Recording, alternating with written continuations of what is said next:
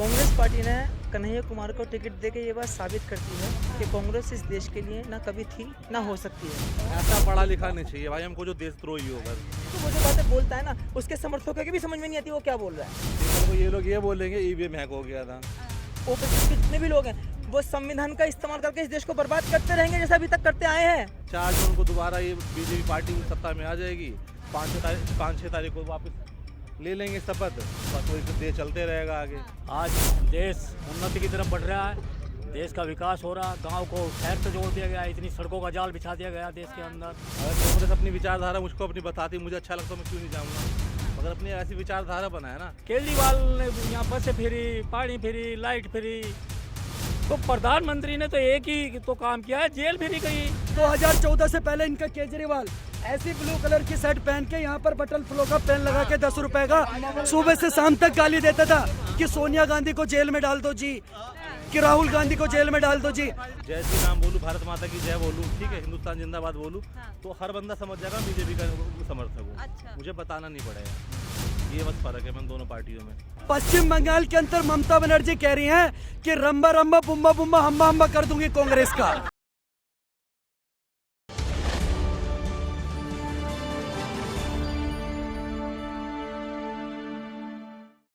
उत्तर पूर्वी दिल्ली से कांग्रेस ने कन्हैया कुमार को मनोज तिवारी के अगेंस्ट खड़ा करा, लेकिन कांग्रेस पार्टी ही अगेंस्ट है अपनी पार्टी के कन्हैया कुमार को क्यों खड़ा करा? तो क्या आपको इसमें पूरा षड्यंत्र नजर आ रहा है? क्या कांग्रेस के जो कार्यकर्ता है वो खुद खुश नहीं है कांग्रेस के डिसीजन से? देखिए, सबसे पहली बात तो ये है, अगर हम कन्हैया कुमार की बात करें तो कन्हैया कुमार जैसे देशद्रोहियों को सबसे पहले तो जेल में ही होना चाहिए। अच्छा। ठीक है। कांग्रेस पार्टी ने कन्हैया कुमार को टिकट देके ये बात साबित करती है कि कांग्रेस इस देश के लिए ना कभी थी ना हो सकती है। अच्छा। ये उनका एक और कहते हैं ना टूल पपेट, ये जो कन्हैया कुमार है, पहले तो राहुल गांधी खुद ही था, अब कन्हैया कुमार को भी उसने उतार दिया युवा के नाम पर, जैसे वो खुद अपने आप को 55 साल का युवा बोलता है। तो यहाँ समस्या आप जो कह रही हैं कि क्या कांग्रेस पार्टी खुद ही सहमत नहीं है, खुश नहीं है, कांग्रेस का इस बात से कोई मतलब ही नहीं है खुशी या गम होता क्या है। कांग्रेस का इस बात से सीधा सा कनेक्शन सिर्फ इतना सा है कि उसको सिर्फ एक ऐसा इंसान चाहिए जो 24 घंटे जैसे राहुल गांधी नरेंद्र मोदी को या बीजेपी को मुंह से पानी पी के गालियां बकता रहता है, ऐसे वो उल्लू जाहिल सा है कन्हैया कुमार। वो सोचता है कि जेएनयू की, ये लोग तो कह रहे हैं बड़े समझदार है, डिबेट में इतना बढ़िया बोलते हैं, यही देश को चलाएंगे क्योंकि पढ़े लिखे हैं, बाकी तो अनपढ़ बैठे हैं राजनीति में। देखिए अभी इस भाई ने जैसे समस्या एक इतने सभ्य और सुशील आदमी के बारे में सुनिए, इतना समझदार इंसान राहुल गांधी जो है और उसके बारे में उनके बारे में उन्होंने जो ना किस तरह की बातें करी, समझदार इस तरह की बातें की। अब और मोदी उससे भी बड़ा, मोदी उससे भी बड़ा, मोदी भी तो बार बार कोसता रहता है उसको। नहीं, मोदी नहीं कोसता, मोदी कभी भी नाम नहीं लेता राहुल गांधी का। अब सुनिए, शहजादे, राहुल शहजादे, राहुल बातें राहुल रहती तो नाम कहाँ लेते हैं वो? राहुल गांधी इतना इम्पोर्टेंट नहीं है। सुनिए राहुल गांधी, हो ये इससे पता लगता है। हाँ मैं सभ्य हूँ। देखिए मेरी सभ्यता ये है करके बात करते हो किसी भी आदमी के बारे में। अरे मैंने गाली कौन सी दी? अभी तो मैंने जो उसके सिनोनिम से वही बताएं।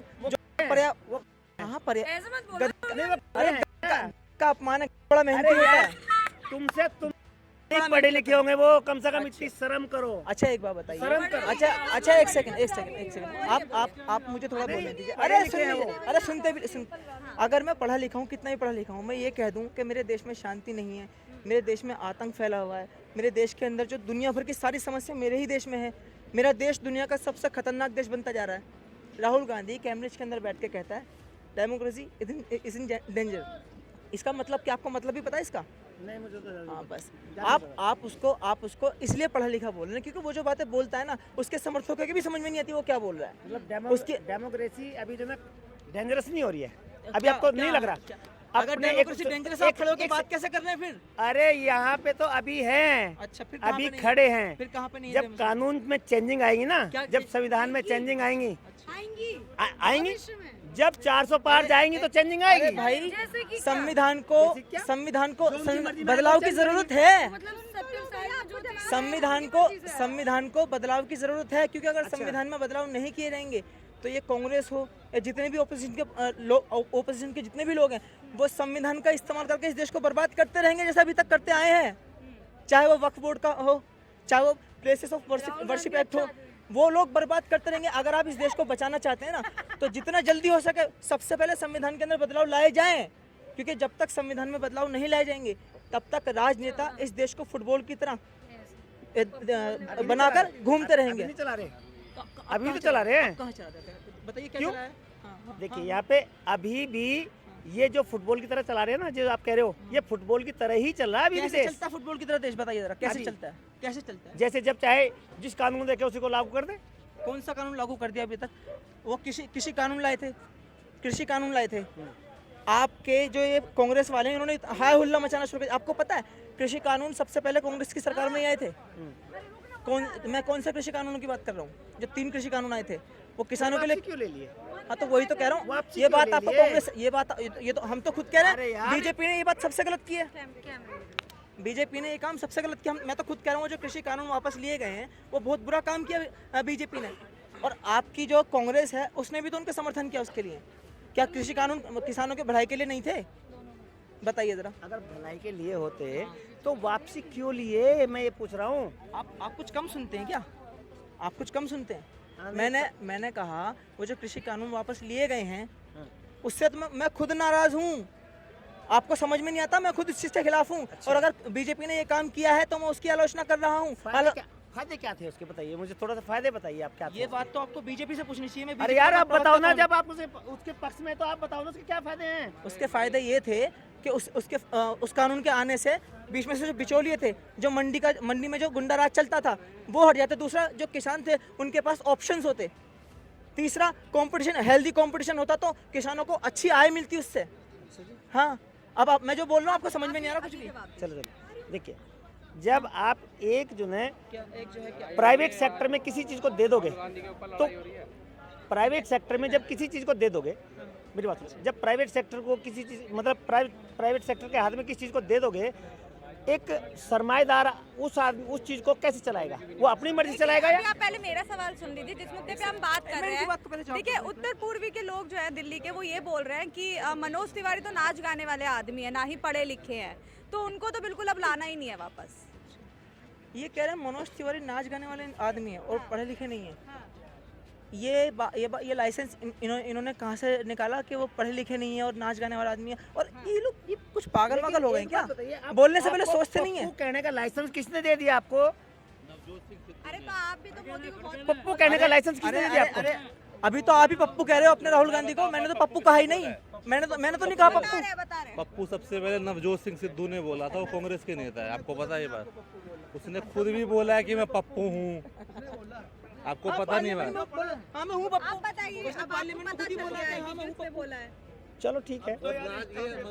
मनोज तिवारी के लिए क्या बोल रहे हो भाई आप? मनोज तिवारी के लिए बोल रहे हैं कि नाच गाने वाले आदमी है और उनको उसमें लाना बेकार यार, है। नाच गाने वाला दुनिया को पता है कौन इटली से नाच गा के आया भाई। भाई नाच गा के कौन आया इटली से दुनिया को पता है। मनोज तिवारी 2 बार MP रह चुका है भाई, ठीक है? तो ऐसा मत बोला करो। जो बोल रहा है उनका बोल रहा हूँ। मनोज तिवारी अच्छा आदमी है कि नहीं, ये बताओ। कह रहे कन्हैया कुमार को लेकर आना चाहिए, बड़े पढ़े लिखे आदमी है, सुलझे हुए आदमी है, बाकी तो बेकार है। देखो, पढ़ा लिखा अफजल गुरु भी था, ठीक है? कसाब भी था, ओसामा बिन लादेन था। ऐसा पढ़ा लिखा नहीं चाहिए भाई हमको जो देशद्रोही होगा। देशद्रोही है वो।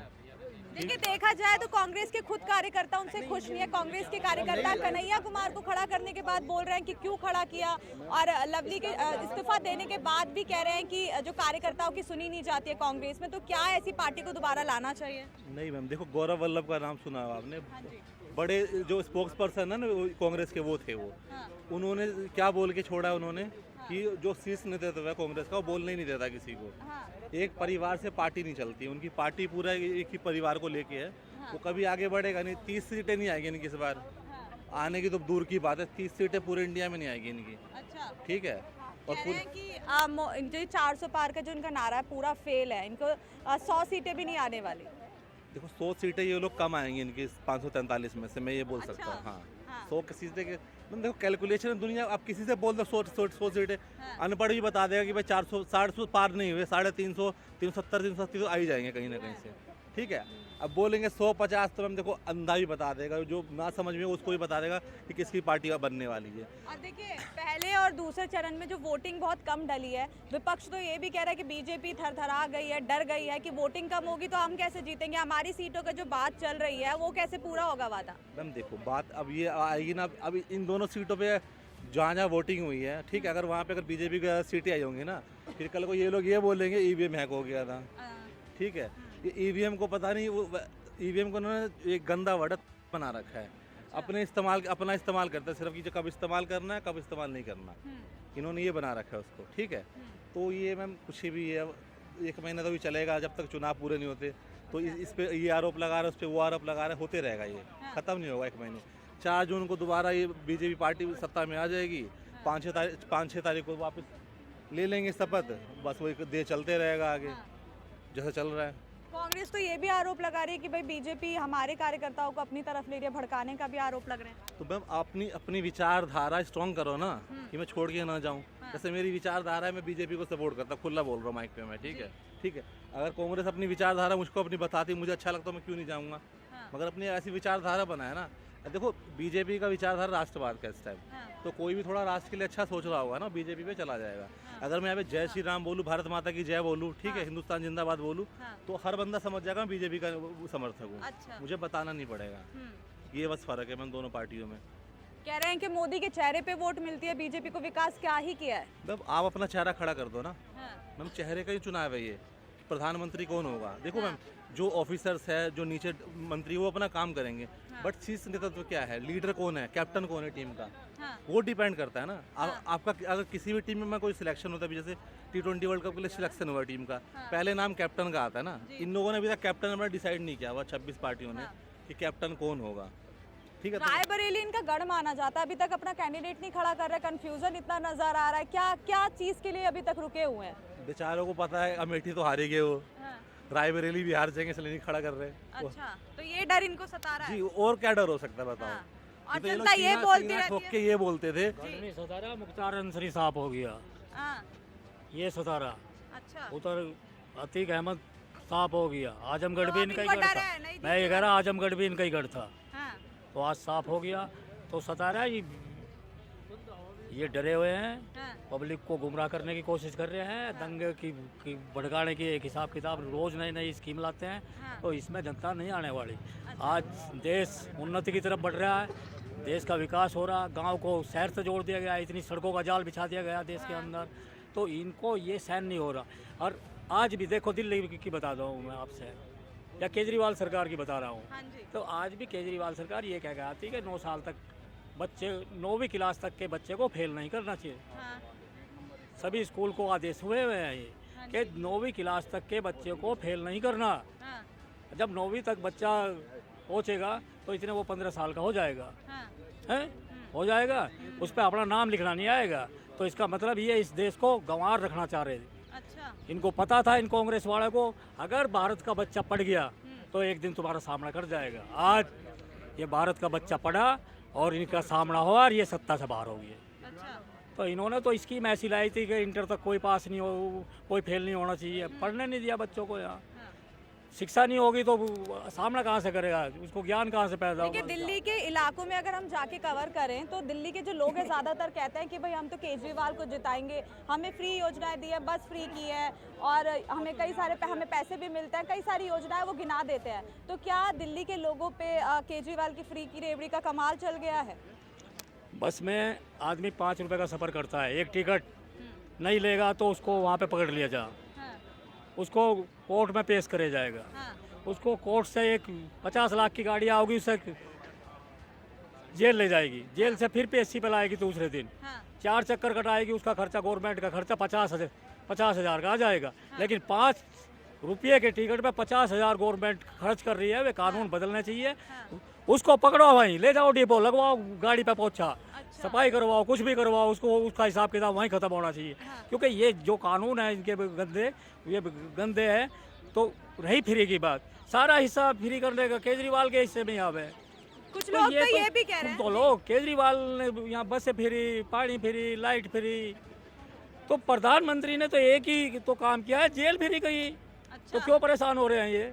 अरे कम से कम प्रधानमंत्री का भी कुछ फर्ज बनता है फ्री करने का। जेल फ्री कर दी प्रधानमंत्री ने, आज क्या परेशानी हो रही है इनको? अगर एक अपराधी जेल तक जाता है तो उसके पीछे सैकड़ों अपराधियों की आवाज़ आती है।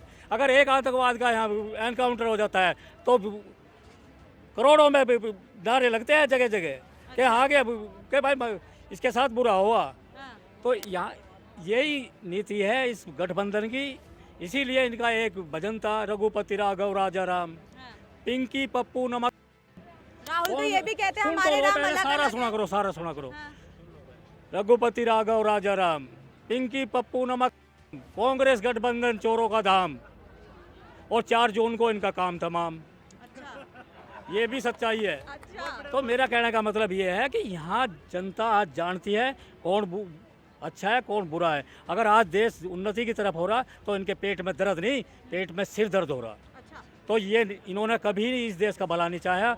अब देखो यहाँ आतंकवाद पड़ा, एक नहीं 2 प्रधानमंत्री उसके शिकार हुए। इंदिरा गांधी जी हुई, राजीव गांधी जी हुआ, उसी आतंकवाद के शिकार हुए।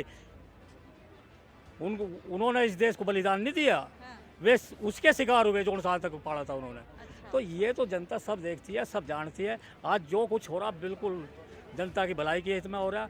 अगर आज देश का नाम पूरे विश्व में हो रहा तो वो एक केवल एक प्रधानमंत्री जी की वजह से हो रहा, जिन्होंने किया सारा कुछ अलट पलट करके दिखा दिया।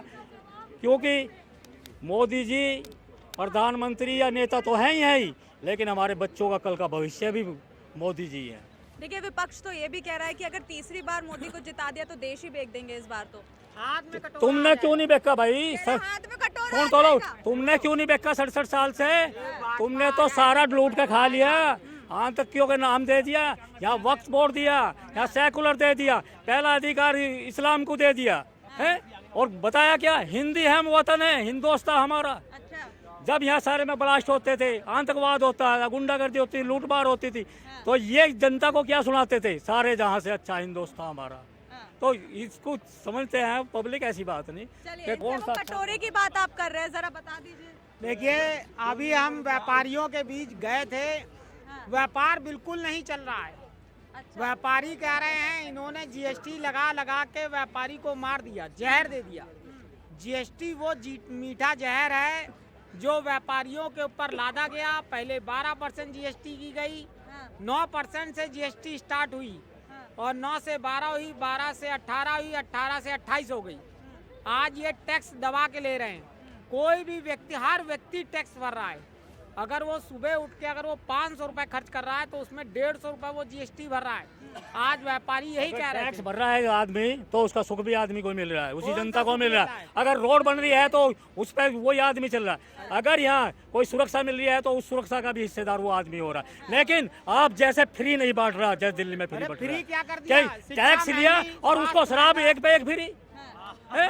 वही पाठशाला का मंत्री, वही मधुशाला का, ये है इनके हिसाब। बैठे जेल में ये बात कर रहे हैं। यूपी में ये 1.5 लाख करोड़ की दारू पिला रहे हैं 40 करोड़ जनता को। बाबा कुछ नहीं कह रहे। कुछ सिद्ध करके बताएंगे या जबान नहीं फेंकोगे? सिद्ध करके बताएंगे, जबान नहीं फेंकोगे।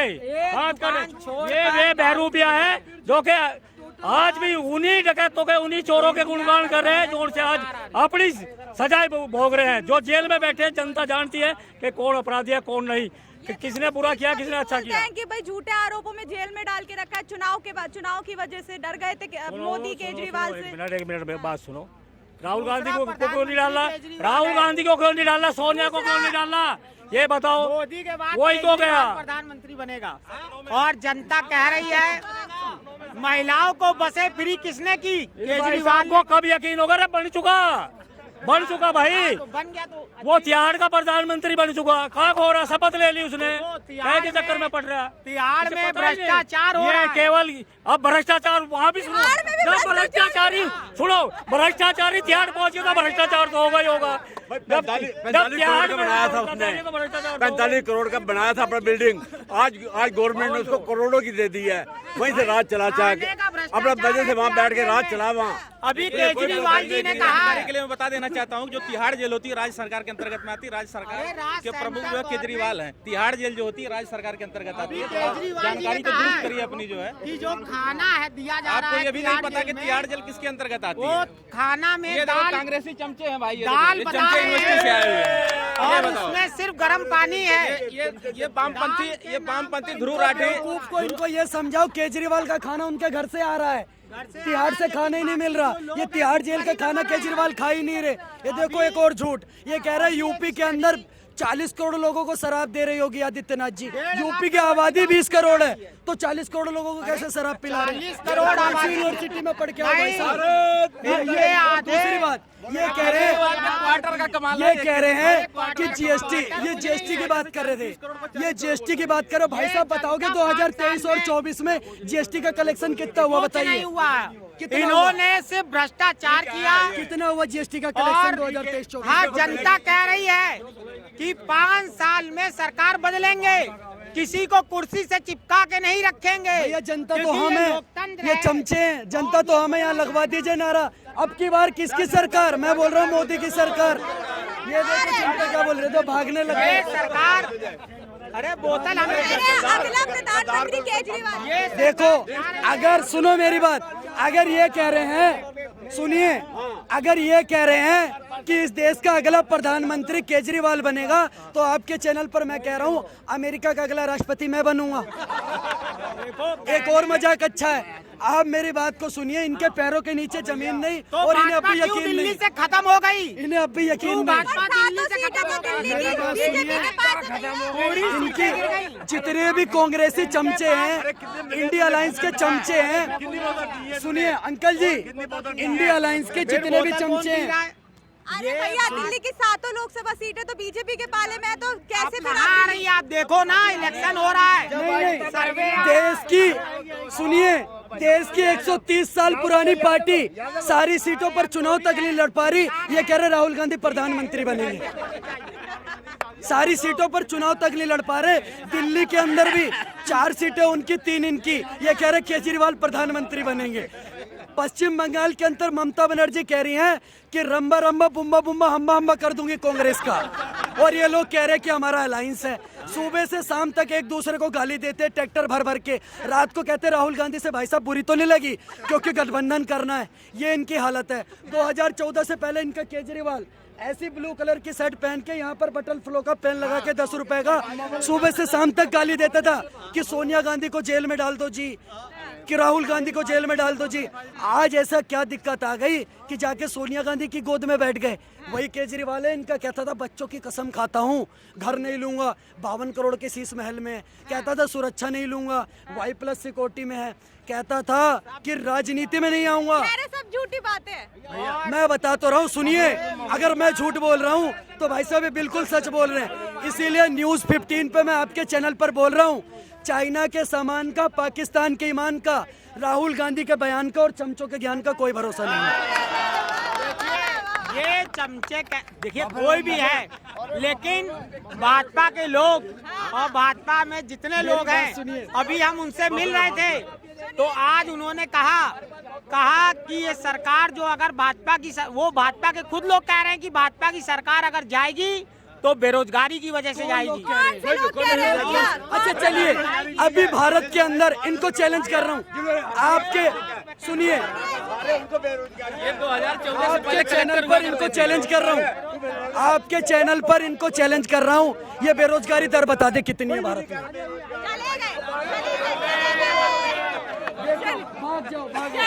चले। तो देखिए, ये थी दिल्ली की जनता जिनसे हमने अभी बात की और उनसे जाना जो चुनाव का माहौल चल रहा है, बड़ी गर्मा गर्मी है। राजनीतिक पार्टियों को तो पता नहीं, जो लोगों के बीच माहौल बना है वो बहुत जबरदस्त है। अब आपने सुना कि लोगों का क्या कहना है चुनाव को लेकर। अब आप बताइए आपका इस पर क्या कहना है, कमेंट बॉक्स में अपनी प्रतिक्रिया जरूर दीजिएगा। तो बने रहे दानी 15 के साथ। शिवानी मांगवानी, कैमरामैन गौरव के साथ।